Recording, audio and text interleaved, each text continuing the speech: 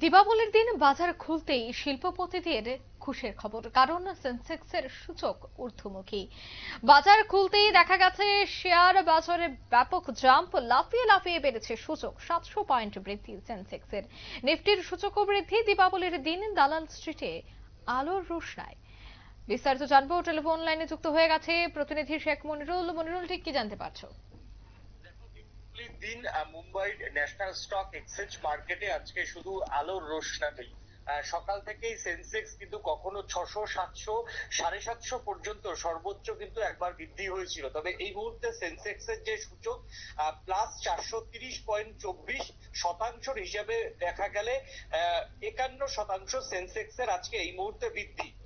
সেন্সেক্স চলছে হচ্ছে 84,382.43-এ। আজকে ওপেন হয়েছিল 82,269.30-এ এবং সেন্সেক্স এর যে সূচক সেটা কিন্তু ঊর্ধ্বমুখী। বিগত 5 দিন ধরে সেন্সেক্স কিন্তু লাফিয়ে লাফিয়ে বাড়ছে এবং তোমার হচ্ছে ভাইফোঁটা পর্যন্ত অর্থনীতিবিদরা মনে করছেন যে সেন্সেক্স এর সূচক আরো বৃদ্ধি হবে বলেই মনে করা হচ্ছে। তবে সেন্সেক্স গতকাল 2 দিন আগেই বলেছিলাম যে 84,000 পার করবে, অলরেডি 84,000 পার করেছে। তবে এই যদি সূচকের পরিমাণ থাকে, আজকে যদি সেন্সেক্স এর সূচক বাজার শেষে 85,000-এর গিয়ে থামে, তাহলে কিন্তু অবাক হওয়ার কিছু থাকবে না। একদমই, ধন্যবাদ। অর্থাৎ সেন্সেক্সের সূচক যেভাবে বৃদ্ধি পেয়েছে তাতেই কিন্তু শিল্পপতিরা অনেকটাই খুশি।